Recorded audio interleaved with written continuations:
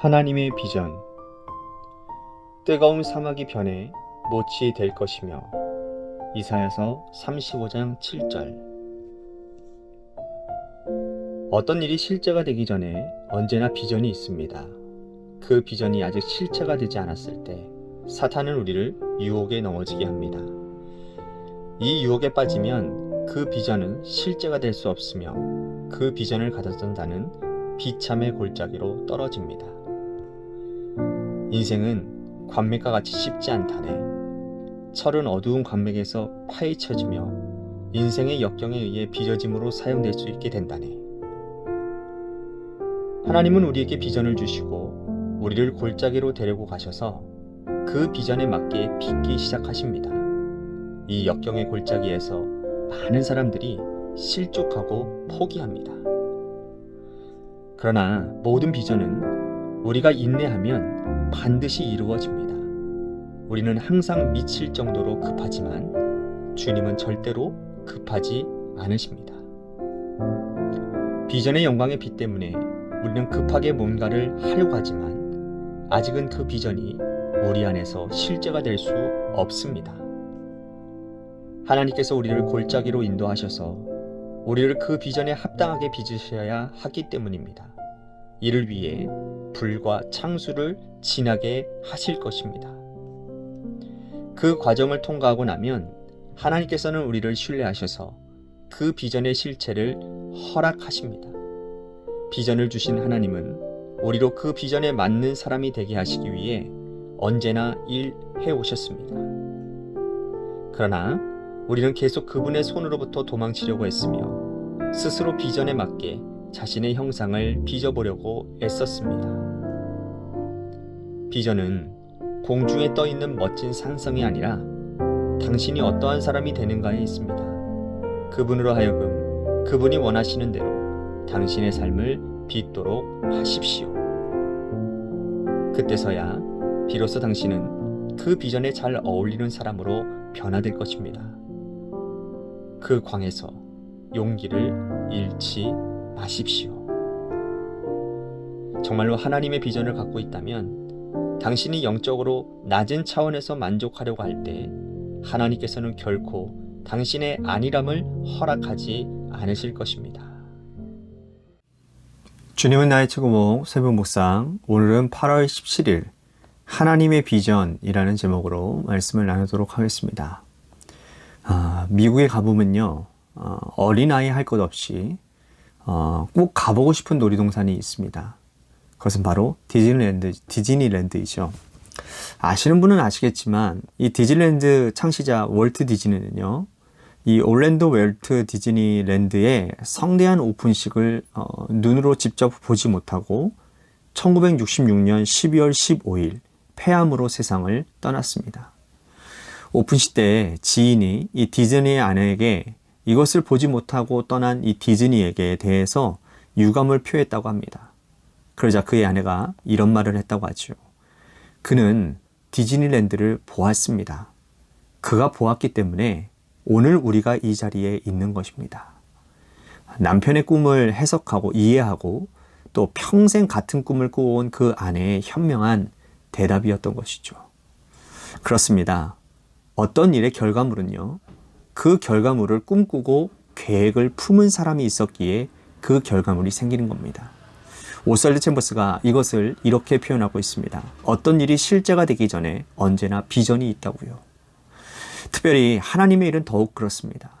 하나님의 비전을 품은 사람, 하나님의 뜻을 품은 사람에 의해 일이 진행되어지고 또 결과물이 주어지게 됩니다. 성경에 보면 그런 예가 굉장히 많이 나와 있습니다. 요셉, 다윗, 또 야곱, 모세, 바울. 이 성경의 인물들은 모두가 다 하나님의 비전과 꿈을 품은 사람들이었고 그들의 그 비전을 통해 하나님의 일이 이루어져 갔습니다. 그러다 보니 비전이 실제가 되기 전에 사단은 꼭 역사하는 것 같습니다.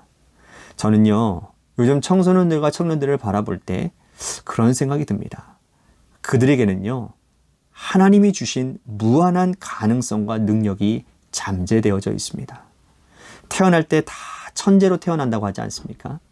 하나님이 주신 능력이 그만큼 다 있다라는 것이죠. 그런데 이걸 누구보다도 잘 알고 있는 원수마귀 사단은요, 그들로 하여금 눈에 보이는 것들, 쾌락적인 것들, 물질적이고 세상적인 것들의 시간을 빼앗기고 마음을 빼앗기게 됩니다. 그래야 하나님이 주신 그 잠재력과 가능성이 사장되기 때문이죠. 오스왈드 챔버스는 비전이 아직 실제가 되지 않았을 때 사탄은 우리가 유혹에 넘어가게 한다고 말을 하고 있습니다.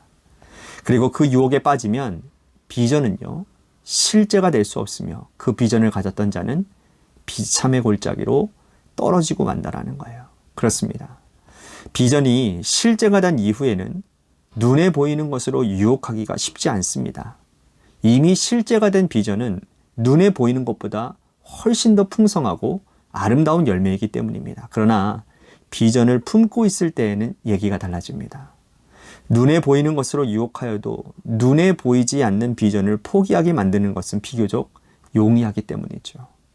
그럴 때 하나님께서 사용하시는 방법은 고난의 골짜기를 통과하게 하시는 것이라고 오스왈드 챔버스는 말을 합니다. 그 고난의 골짜기에서 우리를 빚으신다라는 거예요. 힘들고 어려운 시간이지만 그 모든 비전은 인내할 때 반드시 이루어진다라는 것입니다. 하나님의 비전을 이루온다는 것은요, 굉장히 귀하고 값진 일입니다. 인생이 바뀌기도 하고요, 삶의 조건이 풍성해지기도 합니다. 많은 사람들에게 선한 영향력을 주기도 합니다. 그런 일에 쓰임받는 사람이 준비된 사람이 아니면 하나님의 비전이 이루어진 이후에 그는 자신이 해냈다라고 교만하고 그 교만함 가운데 넘어질 수밖에 없는 겁니다. 그래서 하나님은 비전에 쓰임받을 만한 그릇으로 빚어가시는 거고요. 그 도구가 바로 고난과 역경이라는 겁니다. 오스왈드 챔버스는 이것에 대해서 이렇게 말을 합니다. 하나님께서 우리를 골짜기로 인도하셔서 우리를 그 비전에 합당하게 빚으시는데 이를 위해 불과 창수를 지나가게 하실 거라는 거예요. 그 과정을 통과하고 나면 하나님께서 우리를 신뢰하셔서 그 비전의 실제를 허락하신다라는 겁니다. 그릇이 준비되니 내용물을 담는 것이 당연한 것 아니겠습니까? 계속해서 오스왈드 챔버스는 이런 말을 합니다. 비전을 주신 하나님은 우리로 그 비전에 맞는 사람이 되게 하시기 위해 언제나 일해 오셨다라는 거예요. 그러나 우리는 계속 그분의 손으로부터 도망치려고 했으며 스스로 비전에 맞게 자신의 형상을 빚어보려고 애를 썼다라는 것입니다. 하나님의 뜻이 아닌 내 뜻대로 살려고 하는 것이 우리의 죄성입니다. 하나님은 우리 인생 전체를 보시고 섭리하시며 인도하시는 분이십니다. 그러나 우리는 당장 눈앞에 보이는 것을 기준으로 선택을 합니다. 그러니 하나님의 뜻에 우리의 삶에 맞추어 가야 되는데 그것이 비록 당장에는 힘이 들고 어려워 보여도 그렇게 해야 되는 것이 맞는 것인데 미련하고 고집스러운 우리는 내 경험과 내 생각대로 해야 잘 살 수 있다라고 착각하는 겁니다. 아닙니다. 하나님의 뜻은 언제나 옳습니다. 다시 말씀드립니다. 하나님의 뜻은 언제나 옳아요. 그래서 우리가 하나님의 뜻에 맞는 사람이 되면 하나님의 뜻이 우리들의 삶을 통해서 이루어지는 겁니다. 오스왈드 챔버스는 이것을 이렇게 표현하고 있습니다. 비전은 공중에 떠 있는 멋진 산성이 아니라 당신이 어떠한 사람이 되는가에 있다라고 말입니다. 그러니 그분으로 하여금 지금 원하시는 대로, 그분이 원하시는 대로 당신의 삶을 빚도록 노력하라는 겁니다. 하나님께서 내 삶을 빚으시는 대로 하나님의 뜻이 이루어지는 것이고 하나님의 비전이 실제가 되는 것입니다. 내가 변화된 만큼 하나님의 뜻과 섭리가 내 삶에 나타난다는 말입니다. 오스왈드 챔버스는 묵상의 마지막에서 이렇게 말을 합니다.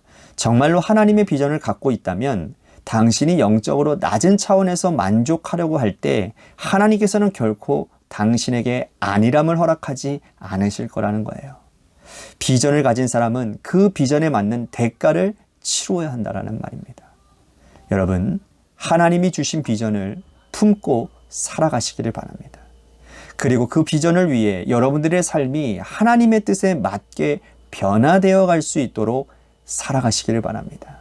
그럴 때 여러분들의 삶을 통해 하나님은 하나님의 뜻을 이루시고 세상을 바꾸어 가실 것입니다. 바라기는 여러분 모두가 하나님이 찾으시는 비저너리가 되어 여러분들을 통해 하나님의 뜻이 아름답게 펼쳐지고 여러분은 그 비전에 아름답게 쓰임받는 복된 인생들이 모두가 되시기를 주님의 이름으로 간절히 축복합니다. 아멘.